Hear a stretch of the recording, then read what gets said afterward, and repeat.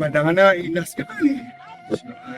Ini kesempatan kita sebagai warga kota untuk menikmati ya jeda waktu dalam kondisi yang lebih hijau, pemandangannya indah. Ya istilahnya healing lah begitu. Ya, lihat, Masya Allah.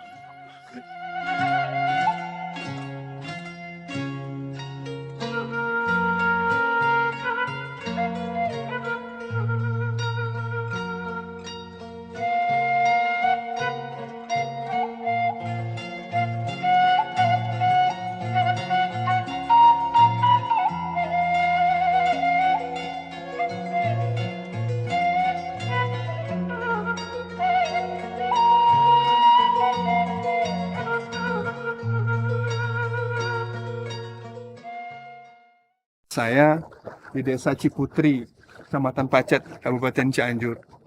Beliau itu dulu alumni sempat training di Jepang setahun dan dia ketua kelompoknya begitu. Dan mudah-mudahan kita bisa melihat bagaimana kerja beliau di untuk produksi berbagai komoditi pertanian. Oke, kita beliau. Assalamualaikum. Gimana dangan? Kenal ieu teh. Eta ngecekan sok aya hama. Oh gitu. Ieu naon ieu? Kalau ini mah ada caisim, kemudian ada kubis, selada keriting, orenso. Oh benten-benten ieu, tanggung bener. Kan ada organik sama konvensional, Pak. Oh gitu. Jadi yang organik itu dari 2 hektar, kalau konvensional ada 30 hektar di anggota kelompok. Oh, seberapa anggota kelompoknya? Total orangnya 125 orang. 125 orang? Ya, Semuanya ada di 30 hektar itu? Iya, 20 hektar. Nah, ini kan baru panen. Oh, namanya panen ya? Ini naon, bawang? Ini campur, ada bawang, ada kangkung, ada pakcoy. Ini mah semuanya modelnya tumpang sari. Kan? Nggak satu komoditi gitu ya? Satu komoditi. Ya. Jadi memang hitungannya 1 tahun. Gitu. Jadi 1 tahun itu dia dengan komoditas yang sama tapi dengan berbagai jenis. Oh, jadi kesehatan tanahnya bisa terjaga ya? Kesehatan tanahnya bisa terjaga gitu. Jadi ada rotasi. Rotasi gitu. Nah, kalau organik sebagian di atas. Karena dia harus di hulu ya supaya nggak tercampur dengan yang sebelah sini. Iya, gitu. Di bawah itu sebenarnya bisa. Nanti bisa cek di sana ada kolam filterisasi. Oh gitu. Ya, jadi kalau di SNI organik 6729/2016 itu 0,1% dari luas lahan. Oh, Gitu. saya harus belajar ya, Abi kenapa? Iya. Aduh, udah sama-sama alumni atau siap? Siap. Angkatan sabra itu teh? 38. 38. Iya, Agronomi sana? Agronomi dulu teknologi benih. Teknologi tekban. Oh, iya. Masih ada kelas atuh ya? Masih muda. Kita pun di sini kan ada kelompok tani, ada P4S, Pusat Pelatihan Pertanian dan Pedesaan Swadaya. Kelompok tani sebenarnya 125 tadi 125 Iya, tani. kelompoknya 125. Umurnya seberapa? Yusuana seberapa rata-rata? Kalau di sini justru anak mudanya banyak. Oh gitu? Iya, dengan model sungkup. Sebenarnya ini model teknologi greenhouse, cuman Lebih sederhana. Udah ada yang mau produksi belum? Ayo panen, bade panen tuh? Oh, aya cabai. Oh, sok orang ningali. Cabainya.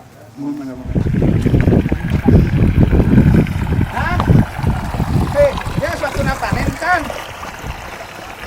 Tapi panen. Harga seberapa ya? Cabenya ada agengnya. Nah, ini teh sebenarnya masih dikatakan masih belum maksimal sebenarnya. Oh, gitu. Karena ini kan penggunaan kimianya sedikit. Oh, Ini pupuk kimia, jadi lebih banyak diorganikan ya. Oh, ini tumpang sarina. Nah, ini tumpang sari. Jadi ini tumpang sarina kemangi, aya kemangi, ya, kemangi, aya selada cabe, keriting, aya tomat, aya pakcoy oge. Pakcoy aya. Seledri aya teh nya. Seledri aya ini. Seberapa komoditi ya? Hampir Seledri, 5 aya. pakcoy, kemangi, tomat, cabe 5 ya. Iya. Masya Allah. Jadi enaknya selada keriting lagi naik 15.000 per kilo. Jadi sakantong teh 10 kilo 150.000. Ini naik daun lah. Tapi ya tadi fluktuasi. Oh gitu. Gitu. Karena ini perlu solusi-solusi nih supaya tidak fluktuasi. Gitu. Oh siap. Dari Ayo. senior Siap. Iya dah, rada iya orang ngopi di itu. Sok itu mangga. Abdi ngiringan. Di aulanya. Mangga. Aduh, KDA eta rada lesang musim hujan.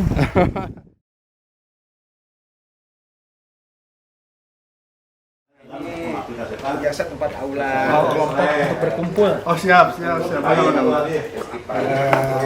Tadi menuju aya kegiatan ya teh punten biasa kan dia tempat pelatihan PKL magang di SMK Cibadang Sukabumi itu sama Cibadang genap sasi di dia genap Sampai bertani.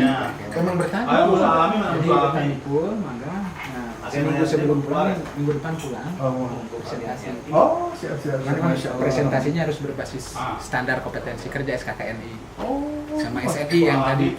Luar biasa. Aduh, alhamdulillah nih. Ini ninggalinnya, masya Allah ya, kerjanya luar biasa. Biasa, pelatihan oke, kalau hampir itu teman-teman SMA ya, SMK pertanian ya. Mahasiswa. Jadi selama ini akan apa sih yang menjadi ya ini kan udah berjalan beberapa tahun ya. Akan udah punya satu gambaran penting kira-kira apa yang membuat aktivitas usaha pertanian ini lebih maju ke depan. Kira-kira kumaha ya? Apa kendalanya supaya bisa disiapkan? Jadi kumaha ya? Banyak sebenarnya. Oh gitu. Masalah Ini ya masalah dapur mah banyak. Cuman memang yang lebih urgent gitu. Yang pertama kan kalau di pertanian kan itu agro input.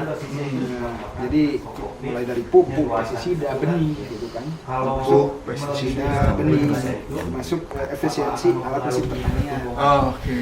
Gitu. Nah, sementara ini memang asintan yang efektif di sini apa? Lebih ke ya paling kultivator, mesin babat gitu yang sifatnya portable. Portable-nya Itu lebih simpel gitu. Nah, kalau untuk meningkatkan produktivitas supaya tanaman itu bagus, memang kalau di masyarakat sini mereka sudah terbiasa kan menggunakan penggunaan pupuk kimia dan pupuk organik. Pupuk organiknya yang biasa di sini itu kotoran kohenya itu adalah pupuk ayam, kandang ayam. Nah, kemudian yang pupuk kimianya ya mulai dari urea, TSP, KCL yang dalam hal ini pakai NPK, sama beberapa pestisida dan beda-beda. Nah, hanya di sementara ini itu di dalam agro input pupuk ini yang kadang dari anggota kelompok pun sudah banyak bertanya gitu terkait ketersediaan pupuk. Ya, yang paling urgent pupuk karena yang lain masih bisa pupuk kandang, kemudian pestisida masih bisa gitu. Nah, yang untuk biasanya mereka bisa membeli pupuk 1 kintal itu hanya terbatas misalnya 20 kilo gitu. Kan ada kartu tani kalau di kelompok itu. Oh, oke. Iya, jadi itu kan untuk efisiensi nih. Ya, kita udah buat di kelompok tani gitu kan. Kemudian tapi dari anggota itu sering menyampaikan kekurangan ketersediaan. Kadang beli nggak ada. Terus pupuknya gitu, ketersediaan pupuk. Iya, pupuknya. Terus yang kedua, kadang selain nggak ada di lokasi teh, jadi kita membeli 1 kintal, tapi hanya disiapin 30 kilo. Nah, katanya ini kartu tani ini kan biar gampang langsung terakses. Tidak tahu tuh apakah karena pendataan sebelumnya atau apa. Yang jelas jadi tidak produktivitas ya, karena kan biasa pakai pupuk itu masyarakat. Oke. Jadi kaitannya kartu tani juga masalah distribusi ketersediaan pupuk yang kurang memadai. Iya. Nah, selain itu apa lagi tuh? Kalau di produktivitas sih hanya pupuk saja ya. Tapi kan setelah ketika kita membuat program tanam nih kayak di sini itu informasi. Jadi informasi pasar, informasi harga gitu. Kadang ini kan fluktuasi harga itu. Jadi kita ada sih sebenarnya kadang di pasar ya informasi harga sekian-sekian. Tapi tetap masih kurang efektif. Secara nasional istilahnya kita mau jual keluar beda harga gitu. Kalau Cianjur ya kadang ada di pasar itu. Nah, informasi itu sehingga kita kan menanam itu kadang ketidakpastian itu. Itu ketidakpastian. Walaupun yang di wilayah sini seledri itu dia setiap setahun itu 3 kali tanam. Tapi harganya kadang 3.000, kadang 6.000, kadang 20 sehingga perlu informasi yang langsung kelompok gitu. Berarti ini peran Kementerian Pertanian melalui para dinas untuk terus berkomunikasi begitu ya kepada para petani, bagaimana mengarahkan teman-teman petani untuk kapan menanam dan kapan kemudian panen begitu supaya tidak berbarengan, menghindari overstock di overproduction gitu ya. Gitu. Informasi itu sehingga kan harga kadang anjlok gitu. Iya. Kalau produksinya berlebihan tentu harga anjlok ya. Baik. Nanti coba. Selain itu apa lagi kira-kira? Selain itu, jadi kan kita ini kan kelompok tani pernah memasarkan ke modern market, ke restoran, horeca lah. Restoran, swalayan, catering, termasuk hotel. Nah, itu kan 1 bulan sampai 2 bulan dari tukar faktur kan. Kita melak nih 3 bulan, nanti kirim nih, nanti 1 bulan lagi bayarnya. Jadi kita repot, jadi tidak bisa muter tuh. Jadi keuangannya gitu, sehingga perlu ada yang funding yang emang bisa beli langsung. Harapan kita sih keluar dari kebun itu udah langsung jadi buah. Makanya kita masih mau ke tengkulak lokal. Kita kan jual sayur, itu kan ke tengkulak. Gitu. Kadang ditebas di kebun, kadang ditimbang. Cuman kan kita tidak bisa menentukan harga aja. Harganya terserah tengkulak begitu. Iya. Tapi kalau yang itu kan harganya flat. Itu aman sebenarnya, kita di atas HPP kan jauh, hanya pembayaran kan nggak bisa mutar gitu. Jadi kita sempat mengirim kemudian berhenti sekarang. Oh gitu. Jadi sekarang pakainya sistem kontrak farming. Jadi yang bisa biayain kebun aja. Tapi jadi ditakar sama tengkulak. Iya. Berapa pendapatannya begitu ya. Jadi nggak bisa. Ya, kira-kira kalau dari kelompok tani di sini yang pernah dilakukan untuk penjualan ke pasar modern itu di pasar modern mana aja? Kalau saya atau hotel mana begitu? Iya, kalau saya di Jakarta itu 25 restoran Yoshinoya. Oke. Kemudian Ayon. Iya, pertama berdiri Ayon, jadi saya salah satu vendor supplier kelompok tani ini. Ini nama kelompok tani apa? Okiaga Farm. Okiaga Farm. Iya. Karena banyak dari Jepang misalnya. Iya, jadi teman-teman petani muda kan di sini ada komunitas petani muda juga nasional, kemudian Okiaga Farm kan lulusan dari Oke. konsennya. Itu menjadi perhatian penting ya, supaya bisa menguatkan nilai tambah para petani begitu. Betul. Dalam penghasilannya begitu ya. Iya, karena tadi dari produktivitas pupuk masalah. Kemudian pas sebelum tanam sebenarnya tadi tidak ada informasi. Iya, kapan harus lakukan penanaman komoditi apa. Gitu. Pas mau dijual lagi dibayarnya nanti gitu. Jadi kita double tawar petani bang lemah nih ya. Iya. Nah ini barangkali ada solusi. Iya. Buat juniornya kita di kebun ini. Iya, jadi baik, nanti saya coba diskusikan lebih jauh ya, karena kalau kita melihat ada 4 hal penting di sini ya. Pertama itu terkait dengan masalah distribusi masalah pengadaan pupuk atau stok pupuk yang ada di lapangan tidak mencukupi, walaupun kartu tani itu menjamin kebutuhan yang match dengan luas lahan begitu ya. Siap. Nah, tapi kenyataannya kan hanya dipenuhi sekitar 30-40% dari kebutuhan yang seharusnya dari luas lahan yang ada dari para petani ini. Nah, jadi ini menjadi catatan penting buat mungkin saya akan coba sampaikan kepada para otoritas pengambil kebijakan ya, bahwa masalah-masalah yang ada di lapangan terkait dengan para petani kita, dan ini kebetulan juga para petani masih muda-muda, dan ini harapan ke depan buat regenerasi petani itu terbentuk ya. Nah, untuk itu ya kita berharap para pengambil kebijakan atau otoritas pengambil kebijakan yang ada di kementerian, yang khususnya di Kementerian Pertanian, di kepala dinas di provinsi maupun di kabupaten, punya concern yang sama. Kita samakan frekuensinya, bagaimana memberikan solusi. Kita paham bahwa terkait dengan stok, mungkin ini stok pupuk dan efektivitas kartu tani, mungkin kita harus melihat sejauh mana Kementerian Pertanian bisa berdiskusi atau bisa mendorong peran serta di kementerian, di pabrik pupuk dan kemudian memastikan distribusinya ke wilayah yang diharapkan oleh para petani ini itu sesuai match, sehingga kemampuan target produksi yang diharapkan sebagai target dari Kementerian Pertanian khususnya itu bisa terpenuhi dan bahkan mungkin lebih apabila ini bisa dijaga dengan baik. Nah, nanti saya coba komunikasikan ini lebih jauh kepada para stakeholder pengambil keputusan. Yang kedua tadi selain stok pupuk dan kartu tani, ini ada terkait dengan sistem informasi harus update dan terukur. Ya.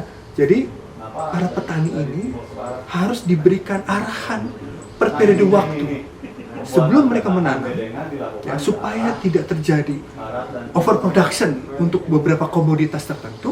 Maka sistem informasi pertanian ini harus selalu match dengan kebutuhan di lapangan, ya. Sehingga interaksi komunikasi ini mampu memberikan arahan bahwa di wilayah A, katakanlah wilayah Cianjur, kecamatan apa, nanamnya apa begitu, itu momentumnya harus pas supaya hasil produksi nanti tidak semua beriringan bersamaan kemudian oversupply.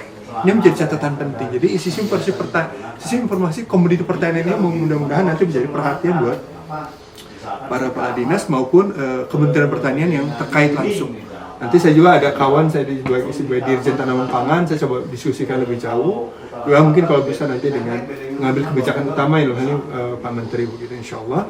Mudah-mudahan menjadi perhatian. Kemudian yang terakhir tadi terkait dengan pembayaran dari hasil komoditi yang bisa didorong langsung kepada konsumen akhir. Dalam hal ini tadi Horeca apa? Hotel, restoran dan catering Horeca. Oh ini istilahnya istilah baru nih. Hotel, restoran dan catering begitu ya. Nah jadi problemnya adalah pembayaran dari pihak pembeli akhir ini relatif bisa 1-2 bulan. Jadi untuk menunggu masa panen itu palingnya 2-3 bulan, setelah itu tambah 1 bulan pembayaran tunda. Nah ini mungkin bisa kita pikirkan sebagai sebuah solusi adalah Kementerian Pertanian membuat yang disebut lembaga penjaminan pembayaran supaya petani bisa terima langsung, tidak harus berhubungan dengan pengkulak. Karena berhubungan dengan pengkulak, daya beli petani kan nggak bisa terpenuhi targetnya, sehingga kemampuan petani untuk bisa lebih sejahtera itu terganggu.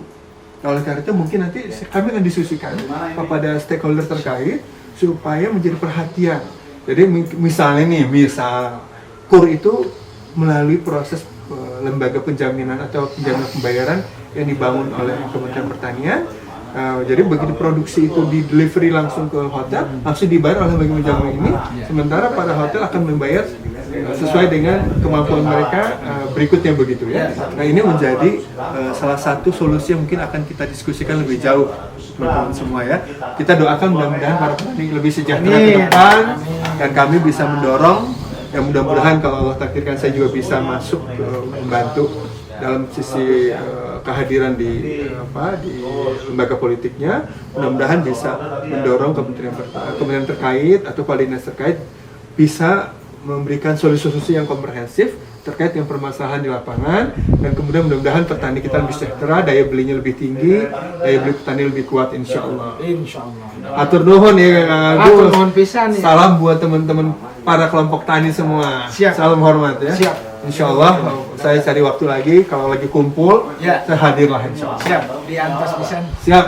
Hatur nuhun. Ya, terima kasih hatur nuhun kesadayana. Doakan mudah-mudahan petani kita semakin jaya insya Allah. Kang, hatur nuhunnya. Aduh, hapunten ieu nya tidak dijamu ieu teh. Alhamdulillah nuhun pisan. Jangan kapok. Jadi healing sambil kemudian merasakan apa permasalahan yang ada di teman-teman di bawah di lapangan terkait dengan kehidupan petani. Karena kita sama-sama ingin berjuang supaya daya beli petani lebih baik ke depan insyaallah, sehingga regenerasi itu terjamin kalau kehidupannya lebih baik. Betul. Atau nuhun ya. Nuhun sami-sami. Di antas hormat buat teman-teman semua. Siap. Nanti insyaallah saya cari waktu lagi kalau saat yang 175 petani itu kumpul. Oh iya. Biar kita bisa ngobrol-ngobrol santai gitu ya. Nuhun Kang. Nuhun hati-hatinya. Siap jadi jalan. Alhamdulillah hari ini ketemu senior di IPB Kang Patan. IPB itu kan selalu ada tagline-nya, mencari dan memberi yang terbaik. Jadi tadi Kang Patan cari-cari adiknya.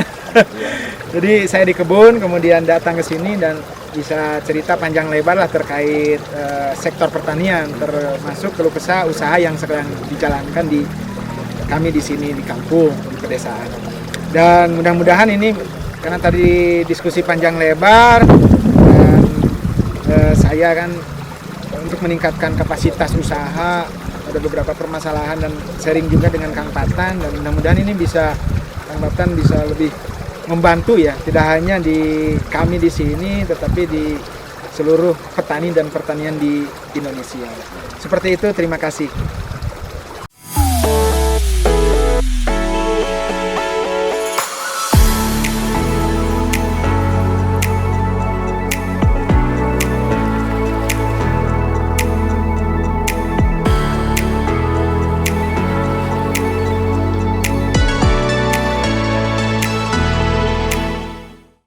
Antoni今日は先輩からも来たので、パタンさんですね、本当にいろいろなこと農業のこととかいろいろなこともお話します。